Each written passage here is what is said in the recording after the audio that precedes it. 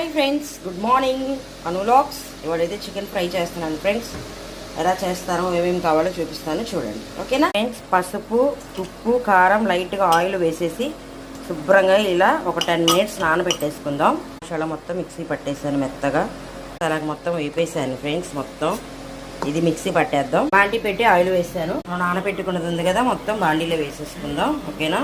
అన్ని ముక్కలన్నీ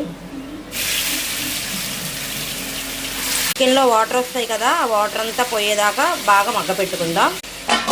చూసారా వాటర్ అంతా ఎలా వచ్చిందో? ఆ వాటర్ అంతా మగ్గేదాకా మగ్గనిద్దాం. ఓకేనా?